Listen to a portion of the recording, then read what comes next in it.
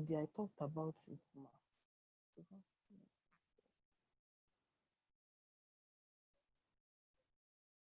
Okay, I said that I'm working on my screen. I'm supposed to be sharing a slide, but I'm currently fix that. But before that is ready, I want to continue so that we don't delay ourselves because of it. But I'm currently working on it. So I'm saying that self-awareness is, in a layman language, it's just talking about who we are. So who are you? When I meet you to say, who are you? You don't tell me, my name is Joy, my name is Blossom, I'm 13 years old, I'm 9 years old, and I'm from so, I'm in GS1, I'm in GS2. It goes beyond that. Now, let's look at the definition of self-awareness that I have here.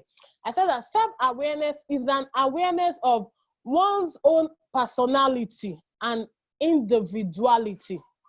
You are aware of your person. You are aware of your person. You have good knowledge of yourself.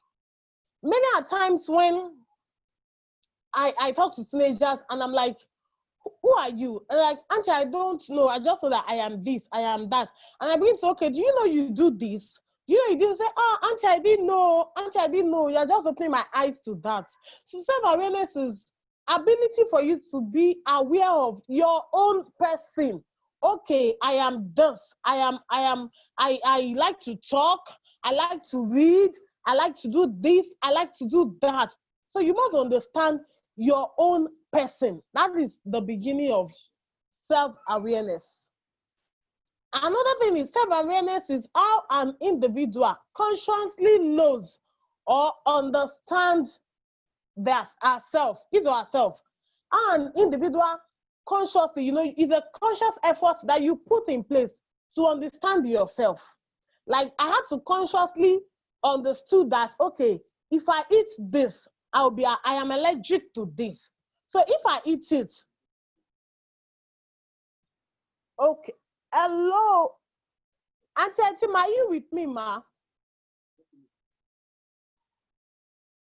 Hello. Please, I'm trying to share my slide. So can you give me 30 seconds to do that? I'm with you now. What do you need? Please, ma, I'm trying to share my slide. Can you give me 30 seconds to do that? Go ahead now. Okay, thank you, ma'am.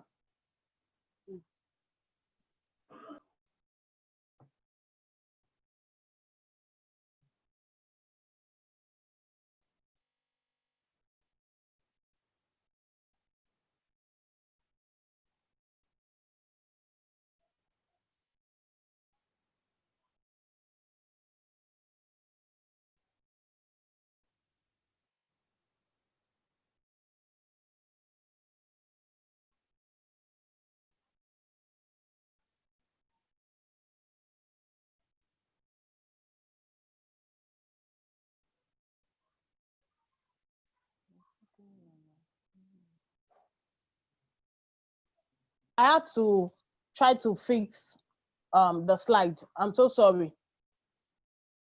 So as you can see, my slide is saying that know yourself, self-awareness. You can see the joy. You can see the image. The guy was joyful. He was happy because he understood himself. He had found himself. He had discovered himself. So he was very, very happy. We could see that, you could see things within there. No stories record, attitude, abilities, narratives, heritage, beliefs. These are all the things that put together to make him who he is. And he's taking time to know all those things one after the other. He's taking time to find out, to discover all those things one after the other. I pray that at the end of this section, somebody would go and discover himself and come back to say, Auntie Etima, thank you very much. God bless you. Thank God I had the privilege to be mentored by you. So I am, well, we said that self-awareness is an awareness of one's personality and individuality. Too often, we allow others to define us until we get the right definition of yourself. The word and people in it will always give you a wrong definition of yourself. Until you get the right definition of yourself, you hear people saying, over time I've seen people talk and they say, this person is sanguine. I'll be like, excuse me, this person doesn't have a trait of sanguine. So if you don't come to discover yourself, people will tag you who you are not. And they are not at fault. It is because you have failed to discover yourself. So the journey of self-awareness begins with knowing yourself. Knowing yourself and having full understanding of yourself. You know, when you have good knowledge of yourself, even if I had to wake you up and say, Blossom, who are you? You can give me in details who you are. Somebody is writing on my screen. That person should stop, please. So I'm going straight to know yourself. You must identify your temperament, your strength, and your weakness. In knowing yourself, you must identify who are you? What are my strengths? What are my weaknesses? What am I good at? What is this thing I can do easily without stressing myself? What is this thing I find difficult? I find difficulty doing them. And you know, in life we have 4 types of temperament. Somebody is writing on my screen. Somebody is writing on my screen. We have 4 types of temperaments. We have the sanguine. These people they are friendly. They are all over. They are fun to be with. They are cheerful. They interact easily. If a sanguine person meets you today, person will start interacting with you as though he or she had known you before now. They are very friendly. They are open to people. Very cheerful. They make people laugh. They are very jovial, and they speak loud, and they laugh a lot. Okay, I usually like to give this instance when I talk about self-worth, knowing yourself with teenagers. Can everyone hear me? If you can hear me, please say yes in the chat room. If you can hear me, please say yes in the chat room.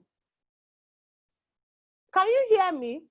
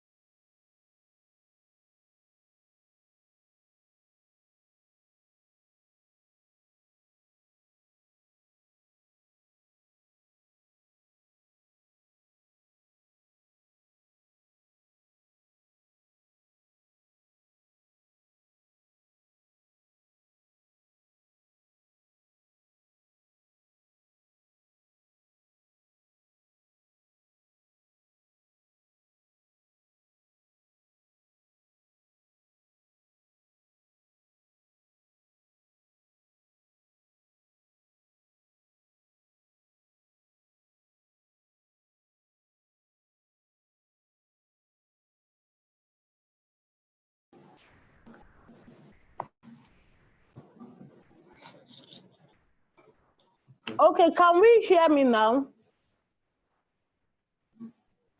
Can we hear me now? If you can hear me, please type yes in the chat room so I can know you are with me. Okay. Okay. So I was saying that when I talk about self-awareness, there's an example I like sharing with teenagers. And that example is when your dad just got a new car, and because of where you stay, there's no the compound is not spacious, so he had to go and park the car in his friend's place because he has a spacious compound. And the following the same day you went to your friend's place to play, and mistakenly you scratch the body of the car. So your friend's mom beat you and insulted you, called you names, that you spot a new car. You know, she said all that. Even asked you to write, I am sorry for scratching the car 100 times. After you are done with that scenario, you went home to explain to mom and dad what happened. And your dad said, excuse me, what's the color of the car? And you said, blue color. And then you said, but that's my car. It's a new car. I just bought it. I was just going to share with everyone at night what God just did. But because of, lack of, because we don't have space in the compound, I tried to go and park it in my first place. How will you feel that you were beaten, you were chastised, you were scolded, you were even insulted because of your own father's car?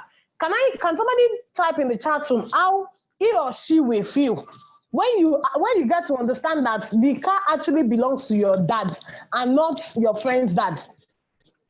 How do you think you will feel? How will you feel? I want to see people write in the chat room that feeling, that mixed feeling you have when your dad eventually say, no, it's for me now. I just went to park the car there because we don't have space here. And remember, your mom friend beat you, scolded you, embarrassed you, insulted you, even asked you to write, I am sorry 100 times. I will not scratch your car again. Only for you to get home to discover that the car is actually your dad's car. How will you feel? I'm waiting for a response. I'll be furious. Thank you, Ayomide. I'll be furious. Yes, that's it. It's applicable to we understanding ourselves, knowing ourselves. Many times we have a lot of potentials in us. We have a lot of, skills, talent in us, but we fail to know it. We fail to unravel it. We fail to discover it, and I'll be very angry and upset. Yes, Chimamanda says she's very angry and upset, and we begin to beg other people to do these things for us. And these things are right there in you. You can do it yourself. You can, but because you don't know yourself, you begin to beg other people. Please, can you help me with this? I'll be very mad. Melua says she'll be very mad. But doesn't say I feel so angry and furious. I can understand. I can understand. But this same scenario happens to you when you fail to know yourself. Many times you can write. Many times you can speak properly, but because you have failed to unravel yourself, you begin to beg people, please, can you write this for me? I just have an idea, but I don't know how to put it down. Please, can you write it for me? And you can actually do all those things, but failure to unravel yourself will make you think that you can't do those things. Whichever is writing on my screen, please, I beg you with the message of God, stop it. So I was saying that sanguines, they are friendly, they are cheerful, they are fun to be with, they are lively, they go out, they go party, they are here and there. And they have loud voice, they speak loud, they laugh, they make people happy. So what is their weakness? They exaggerate, because they are talkative, they talk and talk and talk. So most times they exaggerate. They've forgotten that, okay, this did not happen. They exaggerate. They are not disciplined. They're not disciplined. They can't remember their name. They can't remember your name after your first meeting. To meet a sanguine today now, and you chat together, you play. The next moment, he has forgotten. You know why? Because they are not loyal friends. So I want you to begin to see yourself in this line. Am I a sanguine? Am I choleric? You know, I'm going to be talking about other types of temperament. And I'm talking about melancholy. Melancholy, those people are very reserved. They don't want to talk. They are, they are reserved. Sometimes you remember, don't you talk at all? Have you met people where you like, don't you talk at all? They are very reserved. They have an analytical mind. They are perfectionists. All their things must be very, very perfect. You see them, the way they do their things. They take time. They are detailed. They take time to do their things, and they have a very high standard. That thing must be perfect. They don't take anything below perfection. They don't accept. They are creative. They are very, very creative. You are there. You are creative. You can just sit down and say, okay, if I do this and that together, I'll come up with this. It means that you are melancholy. You are very reserved. You don't like, talking to people. You're just on your own. You don't like something that want to talk and talk, run his or her mouth all the time. So what are their weaknesses? They are very difficult to please. Remember I said that they are perfectionists. So because of that perfectionism, they are very difficult to please. Very, very difficult to please. I have worked with a lot of melancholy people, and I know what they are very. That thing you think that is the best, when you present it to a melancholy, he or she will tell you, no, what is this? This is below standard. They are hard to meet. They are hard to meet up to their standard. Choleric, because I want to be very brief on this and go to the main thing. They are goal-oriented. They are born leaders. They are choleric people. Are born. If you discover that you are always a leader everywhere you go, in your primary school, you're a leader. You go to the church, you're a leader. That means you are class captain, you are what's it called? You are prefect, you get to the church, you are class prefect in the church, you are you are in your class in the church, in the Sunday school. They make you the president or any of the these that they are born leaders. They think quickly, they are quick thinkers, they are unemotional, and they are independent. Their weakness is that they are very aggressive, very, very. They are impatient, they don't, they are very, very, they are bossy. They want to boss everybody. They want to be lord over everybody. I want to believe you are with me. Please let me see your yes in the chat room.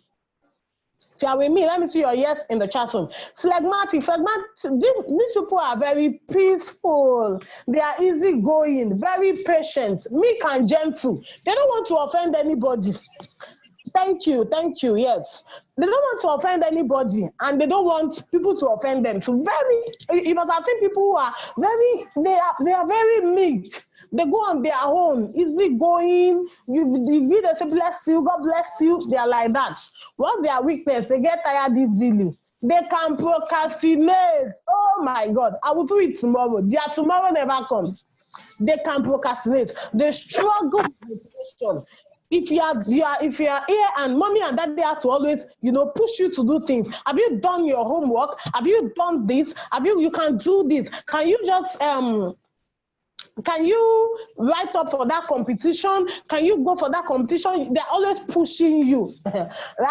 You might be a phlegmatic. And one thing about this temperament is that we don't have somebody that will say, I'm just a sanguine. You can have any of it. It can be, at least minimum of two. You can be Sam, and for me now, I am Sam Mel. Your voice is cracking, my Blossom. Oh, maybe it's from your end. Can we hear me? Blossom is saying my voice is cracking. Can everyone hear me clearly? Please type yes in the chat room. So I was saying that, can we hear me clearly? Because Blossom is saying my voice is cracking. Yes, I am there. Yes, okay. So Blossom, it might be your network. Thank you. So one thing about this temperament is that we have more than one temperament. For me, I am San Mel.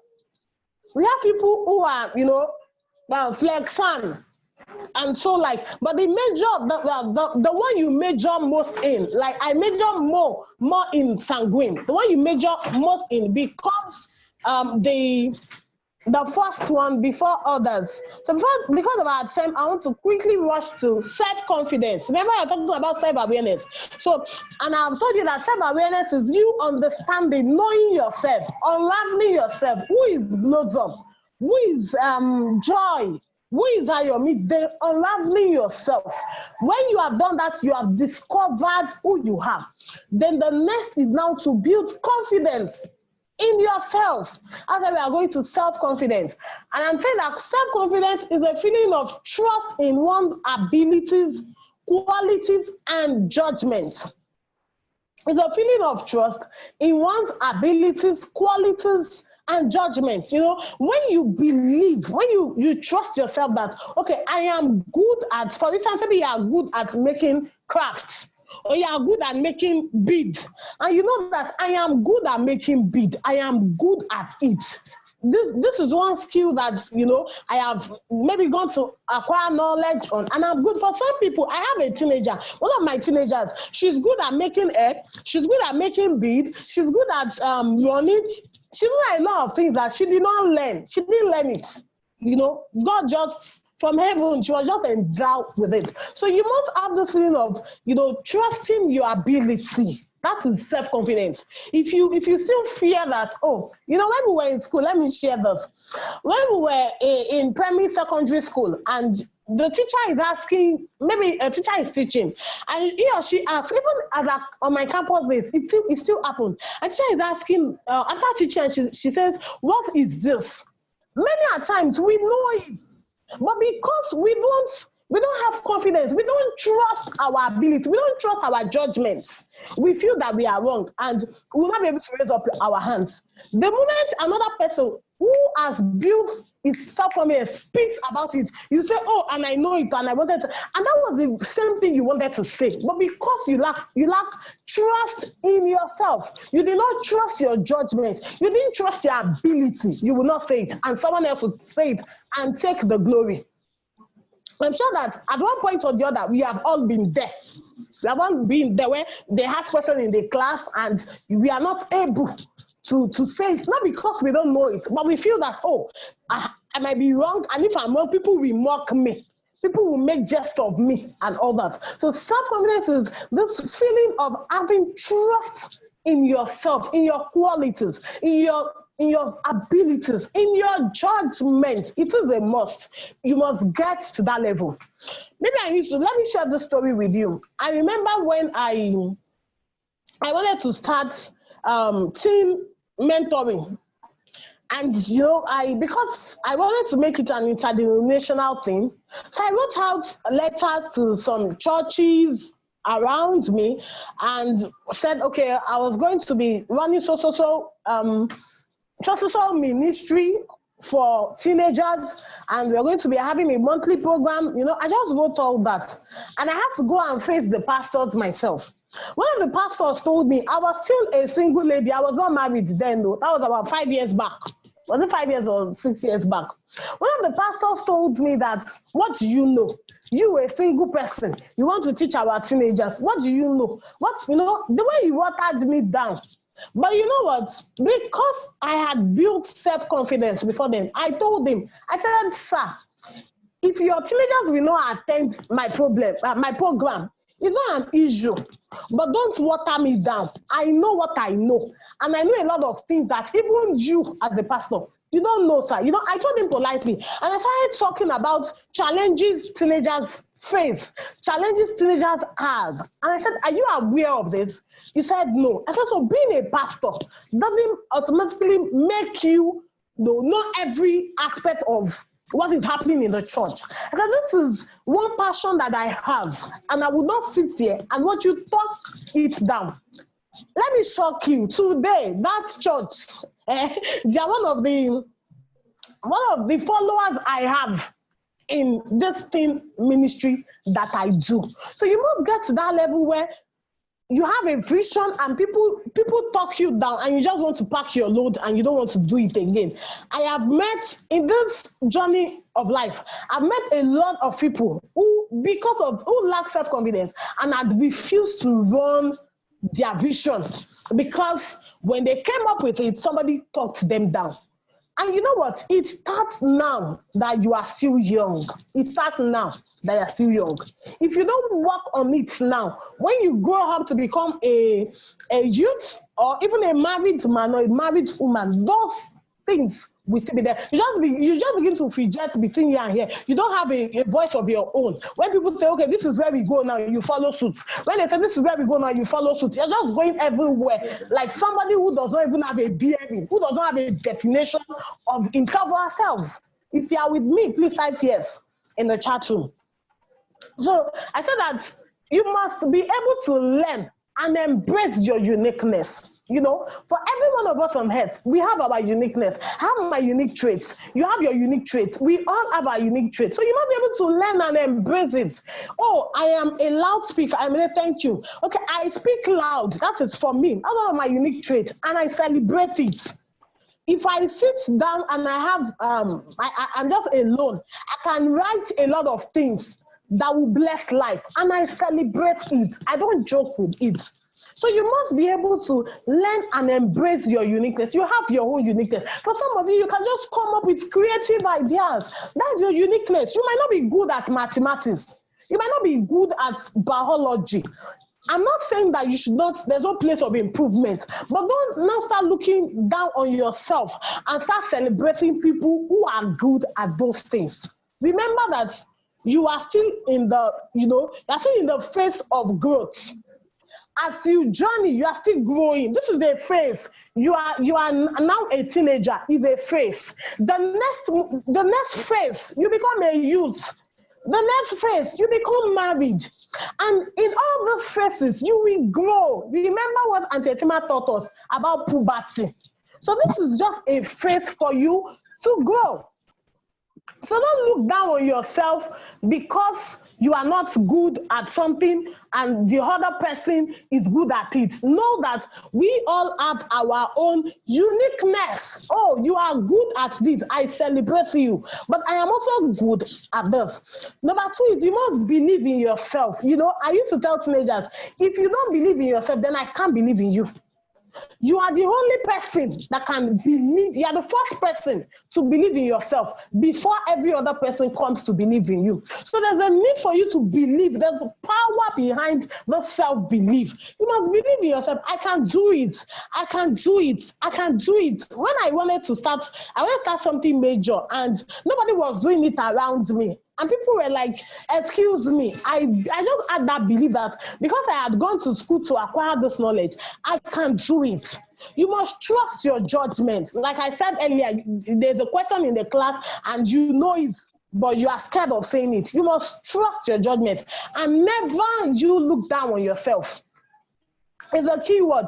You must never look down on yourself. Oh, because I don't know mathematics, so I'm not brilliant. Says who? Who says that? Because I don't do this. I'm not saying that we should not improve. Yes, but don't look down on yourself because of your weakness. Remember, okay, I am not saying that I love creating inventions and drawings. Good. That's your uniqueness. I might not be able to do that. But I'm also good at what I do. So you must be able to know what is that thing that I can do well. I can do well. Believe in yourself. Trust your judgment. Don't look down on yourself. Don't feel that, okay, is this people that are very good? Is this people that are very bad? I've met teenagers in the journey of this assignment, and one of them practically said, Auntie, I have a boyfriend. When I said, why do you have a boyfriend? She said, Auntie, I don't know. They just say that in my school, if you want to be a big girl, you must have a boyfriend. And that's why I have it. But Auntie, what? I'm feeling bad. I'm feeling bad that I have a boyfriend but just because I want to belong to the big girl she's just in SS1, no. She said, that's why she had it. I've seen people with teenagers who you talk to, why are you doing this? Auntie, I don't know. I just do it because my friends are doing it. Such a girl or a boy automatically does not know himself. Because if you do, you won't do things because people do things. So if you're always doing things because people do it, that means You need to discover yourself. You have not discovered yourself. If your reason, your motive for always having things done is because people do it. Why are you on Facebook? Because my friends are on Facebook. Why are you going to the party? Because my friends are going. Why are you studying? Even boils down to what you study. I've talked to teenagers that like, why are you in science class? Because my friends are there. I'm in art class because my friends are there. Then something is wrong. You need to go and discover yourself. And after you must have discovered yourself, you must build confidence of that thing you have discovered of yourself. So what are those things that affect our self-confidence? What are those things that affect our self-confidence? Number one is your family members. For some of us, you know, we have grown in an environment whereby mommy and daddy have talked us down. You know, nothing good can come out of you. You are not like this. You are not like that. You don't look good. You don't do this. You don't do that. And those words, Meolua says, I'm writing stories, making hair, doing art and craft. Wow. I celebrate you. Keep the vision going. Don't let it die. That's unique. That's your uniqueness. So I'm talking about things that affect our self-esteem. And I'm saying our family, because when my daddy had talked you down, so you don't believe in yourself again. You have lost it because mommy said, I can't amount to anything in life. Mommy said, I'm good for nothing, so I'm good for nothing. If people say you are good for nothing, you are not good for nothing until you come to accept that you are truly good for nothing. Until you accept it. You know, people can say anything, but the power of accepting it is with you. And you can choose to accept it or decline. So don't allow what anybody says. As much as Auntie Etima is also trying to talk to mommy and daddy at home, you know, she's trying to talk to your parents to, you know, be careful with their words, be kind with their words, be careful of what they say to you. But I also need to challenge, because you will go beyond the family. You will get to institution. You go to places where mommy and daddy will not be. And people will say a lot of things about you. People will say trash about you. Can Auntie Etima also go there and start talking to all of them on your behalf? No. So we need you to build your self-confidence. So no matter what anybody is saying about you, you can say, no, that's not me. Excuse me. That is not me. 2 days ago, I was talking to my daughter, 2 years old. And she said, somebody said she was not beautiful. And I told her, I said, anybody that says they're not beautiful, politely look at the person. I said, even if it's an adult, then look at the person and say, excuse me, I am beautiful because God created me beautifully and wonderfully. And my mom and my dad tells me every day that I'm beautiful. Just 2 days ago, I was telling her that, so don't, and you said that, but she's still young. It starts from, you know, as little as you are. So don't allow anybody talk you down. Don't until you come to believe and accept that, okay, this person said that I cannot be good, and you accept that you cannot be good. That means you can't be good. So as much as in this academy, we are trying to talk to your parents to be careful and be mindful of their words. But I want you to know that we can also not go and talk to your friends in the school, institution. You meet people in life. You meet people in life. And we can't have access to talk to them. That's why we can talk to you, not to allow what they are saying to weigh you down and not to accept what they are saying. Number 2, your body posture. Your height, your body parts, your big breast, your small buttocks, small penis, pimples on your face, your complexion. If you see me, I'm big, and I had always been big, like even as a baby. I had always been big. I normally need a lot of motivation. Okay. I had always been big. And you know, when growing up, I go out and people be like, horrible. I used to feel bad about myself. Oh my God. When people say horrible, you have just spoiled my day. I'm telling you. I'll feel bad that at some point I had to start praying, God, please make me slim like others. At some point, as early as teenager, let me not deceive you, I think as 13, at 14, I was already taking slimming tea. Because I don't want to hear the word horrible. We can't hear you, ma. I know you're saying she can't hear me. Please, can we all hear me? If you can hear me, just say yes in the chat room. Because I know you're saying she can't hear me. Can you hear me? Say yes in the chat room. If you can hear me, say yes in the chat. Okay, Mayelu, I say yes. I know it might be your network. it might be your network. So I had always been big. At 13 years old, I started using slimming tea.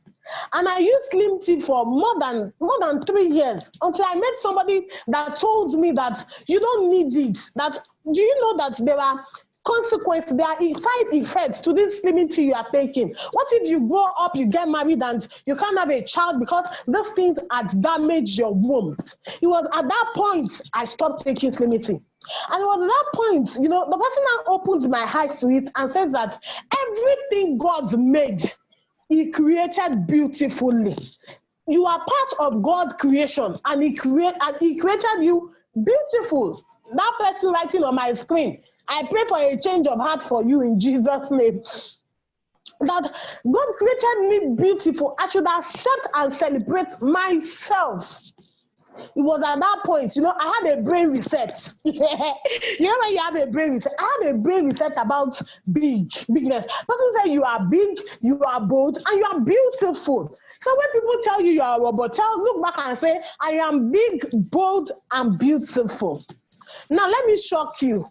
When I was to get married, or when I got married, I was talking with my husband at the early stage of my marriage, and I said, apart from the will of God, apart from God spoke to you. Okay, I am middle child. Stop drawing on the screen, please. So I was asking my husband that apart from God speaking to you about me, God speaking to us about each other to get married, what are those things? What are those qualities? Or those things you saw in me that made it easy for you to accept the will of God? Should I shock you?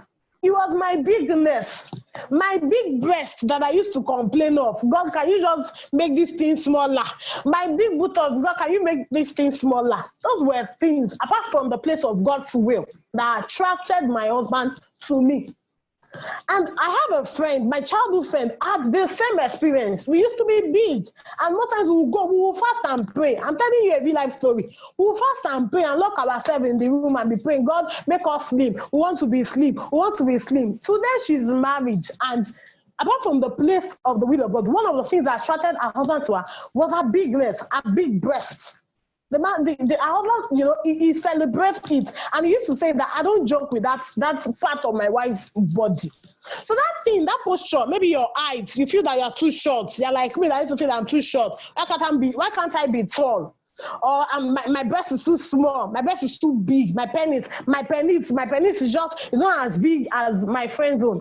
That thing can be what your future spouse will like in you. That thing can be what will attract your future spouse to you.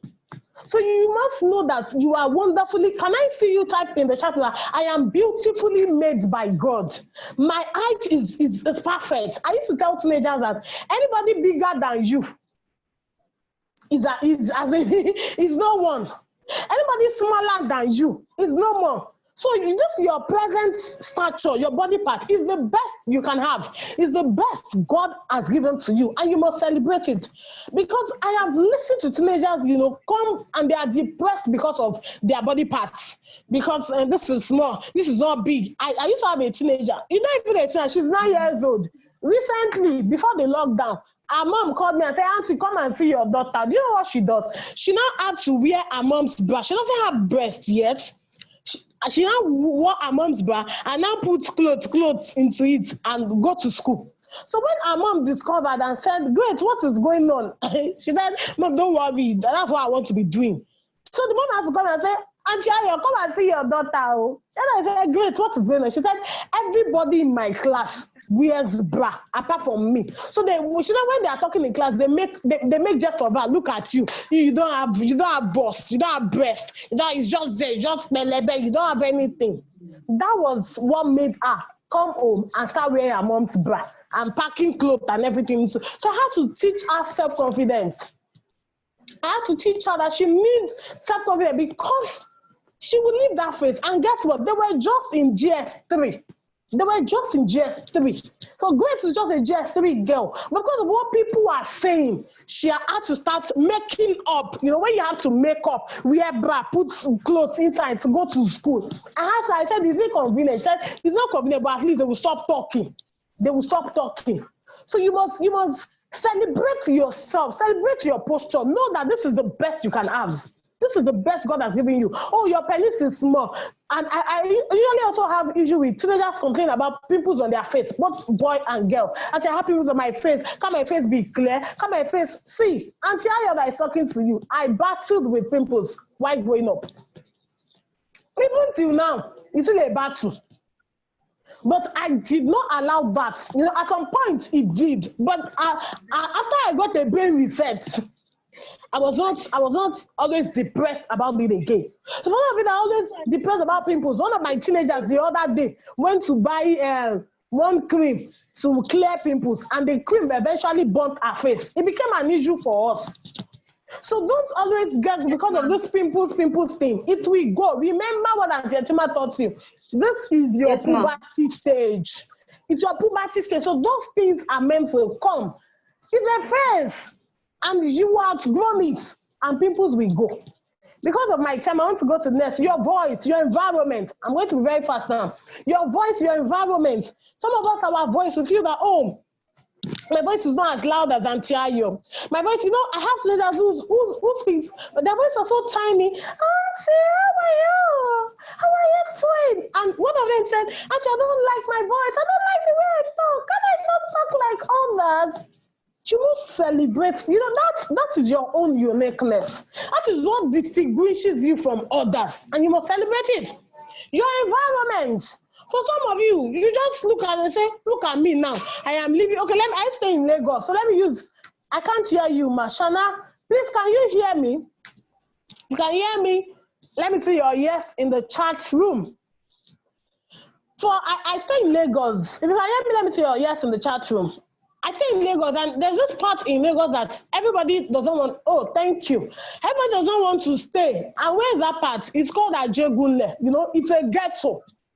And because you now stay in that place, you allow that place to define you. It affects your self-esteem. So when they're asking, where do you stay? So I have seen teenagers lie. I stay on the highland. I stay in Banana Highland. I stay in VGC. Why? Because they are not proud of their environment. You must celebrate it and know that this is a phase. I cannot stay in a ghetto for life, or I cannot stay on the mainland for life. You know, after a while, I will go to university. When I come back, I would move ahead in my life and possibly get to the highland. And who says that God will not bless mommy and daddy and they start staying on the island? So don't allow your environment to affect your confidence. So when they're not asking you where you stay, you are very timid. You cannot talk, or you have to lie. That is very bad. Another point is the academic performance. The academic performance. You know, I usually tell teenagers, especially when I hear that teenagers commit suicide because they failed. Life in general goes beyond academics. In as much as I want teenagers to do well academically, but if you have a course you are struggling with, please, it's not the end of life. It is not the end of life. Don't allow that to now define you. Give you a definition of who you are not, because you don't know maths. We all cannot know maths. So let me say this. We all cannot know maths. That's why you need to discover yourself. What is that? Okay, let me share. I have a teenager who is good in every other courses except for mathematics. The parents got, lesson tutors to come and teach him, but it was still not improving. So they had to sit down and say, okay, what is this my boy's strength? And discover that he's good at writing. He can read 500 novels within 3 hours. They say, okay. And they have to say, okay, you are good at this area. So you are going to go for, the art class. So you must understand that every one of us cannot know maths. So don't kill yourself because of maths. And as much as I want you to improve, don't kill, just understand, okay, which subject do I like most? What interests me? What are those subjects? Maybe it is English, it's literature, like I said, the boy that can read, 400 pages novel in 3 hours. So it was easy for us to discover that, okay, this person has interest, has strength in this regard, and we asked him to go for art class. So you must unravel yourself, discover what are those subjects, what are those subjects I'm struggling with, and I have put in all effort. It seems I can't do better in it. Okay, what are my best subjects? Why am I having issues? Because you must understand why you're having issues with the subjects. When I was in JSS 1 to 3, my introductory teacher wanted to have an affair with me. He was always disturbing me. You must be my girlfriend. I must be your man friend. If you don't, I will fail you and all that. I had that experience from JS 1 to 3, and I couldn't come back home to tell my parents. I'm telling you, I could not come back home to tell them. You don't want to imagine the way we were raised now. I couldn't come back home. So because of that, I lost interest in intro tech. I lost interest. You know, when it's intro tech period, I just politely leave the class. Because it will come and start embarrassing me. So I had to lose interest. I don't attend the class, except maybe a teacher was in the class before he came in, and I cannot excuse myself. So I will stay, and he will say all his jargons, and he will embarrass me. But even while in his class, let me tell you, I'm not listening to him. Because he's giving me high advances and all that. So I lost interest in intro tech. So when we were to do junior WAEC, I was always having I was always having until junior WAEC. I struggled to have C in intro tech in my junior WAEC. I struggled. That was because I had to meet my friends to teach me and all that. I struggled to have C in junior WAEC in intro tech. So you must understand, why don't I have interest in this particular course, in this subject? If it's because a teacher is making advancements, like my own experience, then you need to talk out. Nobody was telling us then to speak out. No, I didn't know that I could go to the principal's office to report. I now know better. So you need to speak out, but you must know, why don't I have interest in this course? The next is friends. I want to be very fast for my time. Your friends. Who are your friends? If you know who you are, you would know the kind of people to relate with. You know that everybody cannot be your friend. In choosing friends, I used to tell teenagers, in choosing friends, there are 3 things you must check. Check your values. Do we share the same values? Check culture and check faith. In choosing your friends, you must have the same values. I can't say that I don't believe in clubbing. I have a value of you don't go to club. And I'm relating with a friend whose value is, every Friday now you go clubbing, you must check. Do we share the same values? Do we believe in the same thing? Is our belief system the same? You must check your belief system. It is a must. So your friends they are also another thing that can put down your confidence when they talk you down. So you should never be in the company of people who always water you down, people who don't believe in you, who don't believe in what you do. You should never be in their company. The next is your traits, your abilities, and the last is peer pressure. Many a times I've seen teenagers wanting to be like the other person. I want to be like my friend. I want to be like this person. Why can't I be like this person? Why can't I be like that person? Peer pressure. I feel that it's better. This person is better than me. And many times you struggle to be like that person. You put in all effort to be like that person. What you are actually doing, you are doing yourself a lot of harm because you are destroying your confidence. That means you don't even know yourself. Stop trying to be like everybody. You cannot be like Titi. You can't be like Blossom. You can't be like Ayomide. You are you. And you must be you. So stop struggling to be like other people. I want to be like my friends bakes. So I want to bake too. I might not be able to bake, but I might be able to make beads.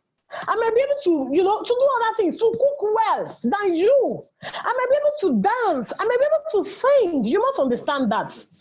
I can be good at other things, other areas. If all of us can bake, please, who will sew?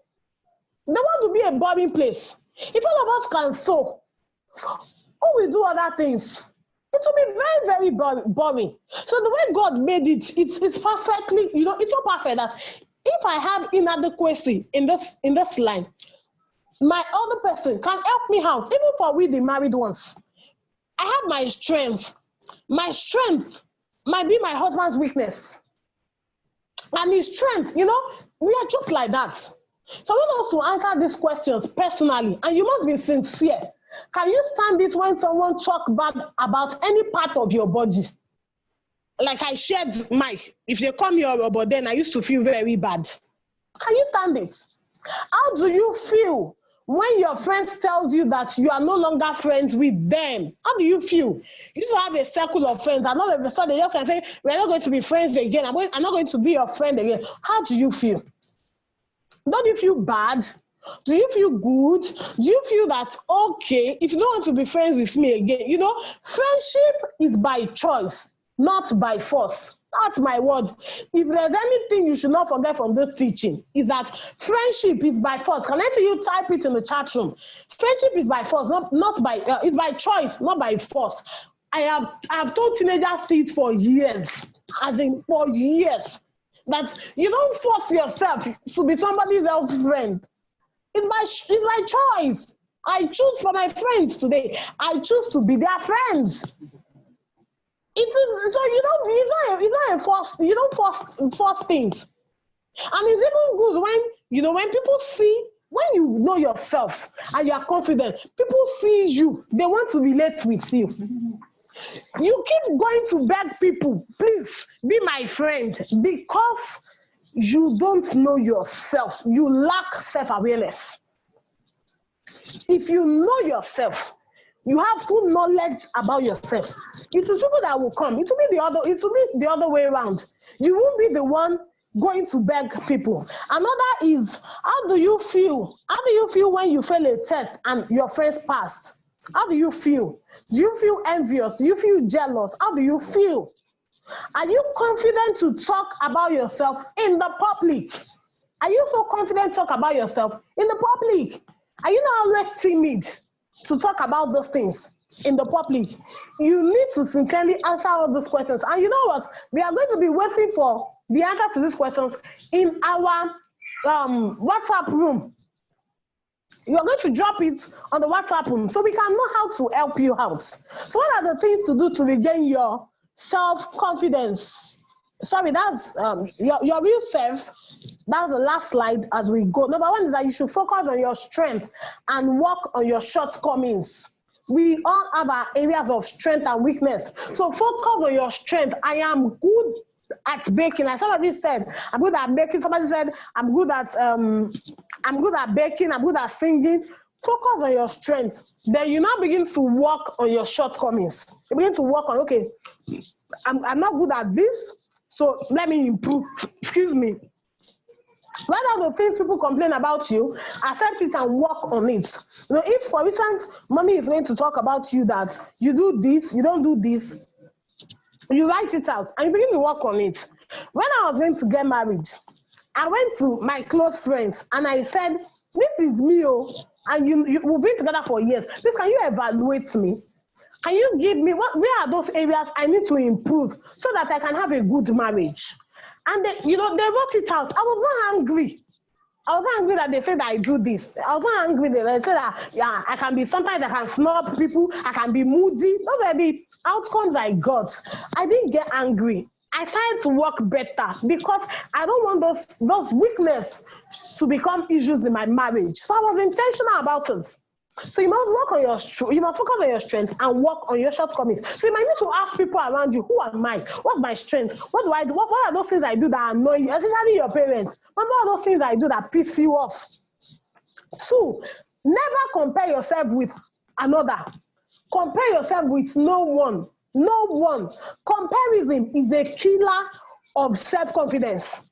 Comparison is a killer of self-confidence. So you should not, for any reason, compare yourself with somebody else. Rather, focus on being yourself. Because comparing yourself to another only makes you feel less of yourself. And it affects your mental state of mind. It affects that's the word. It affects your mental state of mind. Somebody is writing on my screen.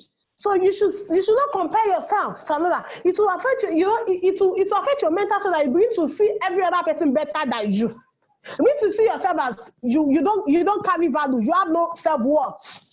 Let's go. The third is let's go of perfectionism. Somebody is writing on my screen. Let go of perfectionism. It has a way of making you focus on your mistakes and failure instead of celebrating your achievements.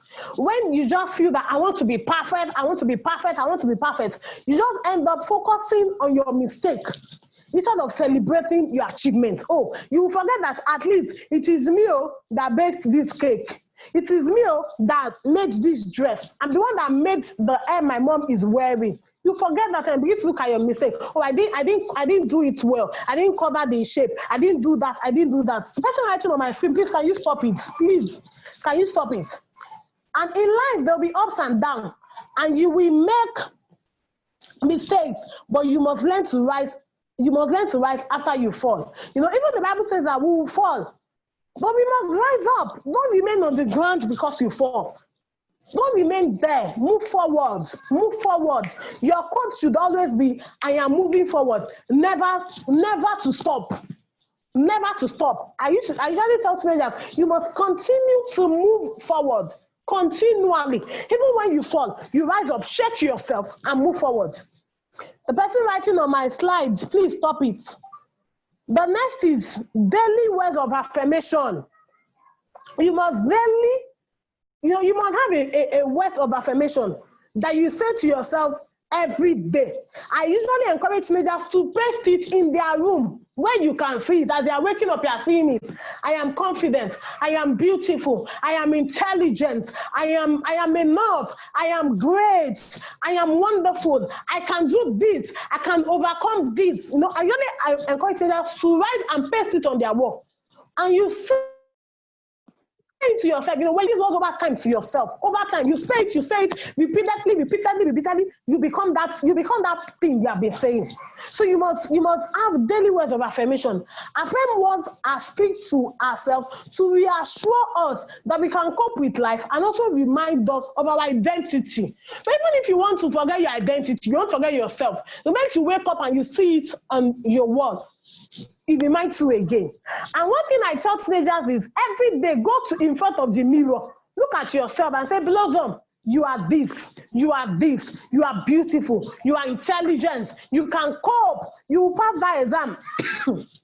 You pass that exam. You're not a failure, you are not second-hand, you are not mistake. I am not a mistake. I'm not second-hand citizen. I'm a first-class citizen.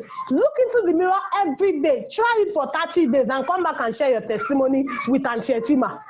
If you are consistent with it for 30 days, you will come back and share your testimony with Auntie Etima. Next is that you should talk to somebody about how you feel. When you feel, I'm not saying that there will not be times when we just feel down. We feel that we cannot continue again. Talk to somebody. That's why you have Auntie Etima. Talk private chatter, Auntie, this is where I feel low. And she will help you out. Pay attention to yourselves and read books. Pay attention to yourself. You must, in discovering yourself, you should be able to pay attention to yourself. What are those things I do? What are those things I like? What are those things, if I do, I get so result? You must intentionally pay attention to yourself. Let me share with you. As far back as my GSS2 as a teenager, I liked reading books on relationship. A GS2 until 10 years old. Because I don't know, I just like reading on relationship. So I started reading. I had one author I used to read very often then. Over time, as I read, over time I started reading other authors. So as a GSS1, people were tagged me that she liked reading relationship book. So by the time I got to campus, you know what, they're already calling me the marriage mama. Because they usually see me with relationship books. And over time, this is where I am today. So you must pay attention. What is that thing that you like doing? You must pay attention to yourself. Thank you very much. I have come to the end of today's class. But if there's anything you should not forget, don't forget that friendship is not by force. It is by choice.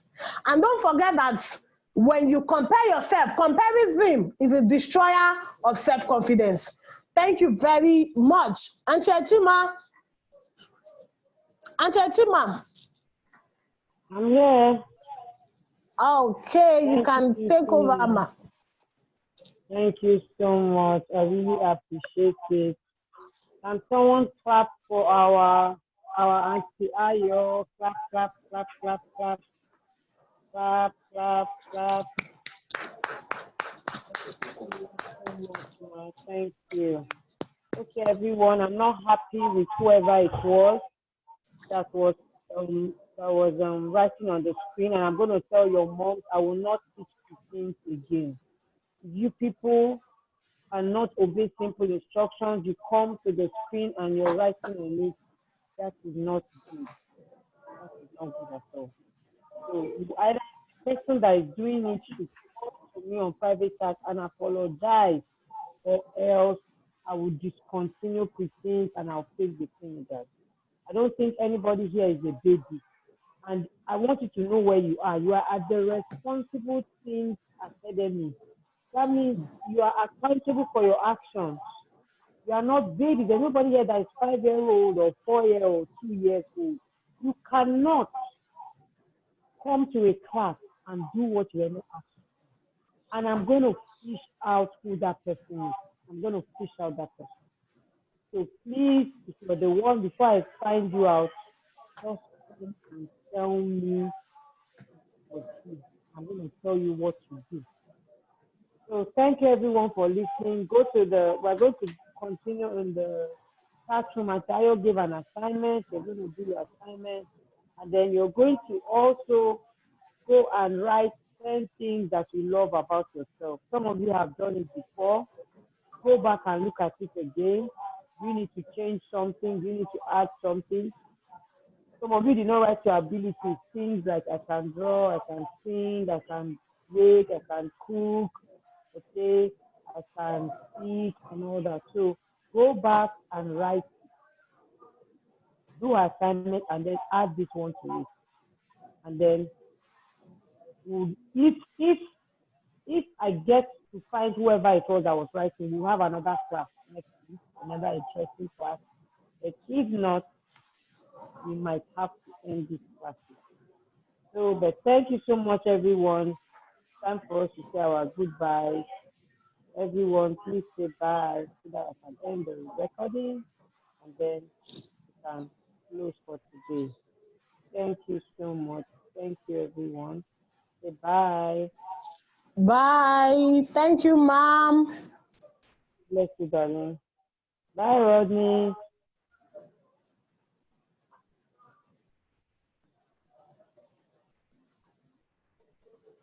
Bye. Bye. Let me unmute everyone. Let me unmute everyone. You can unmute yourself. Bye, everyone. Bye. Bye. Bye. Bye. Unmute yourself. Bye. Bye to Vitrus. Bye. Bye. Bye. Bye. Bye, Sarah everyone. David. Bye from Bye. Angel Ume. Bye from Bye. Vitrus. Bye from the Sarah David. Bye. Bye from Vitrus. I hear the boy. Say Bye, everyone. Bye. the boy. Bye. Say Bye. boy. Bye. Bye. Bye.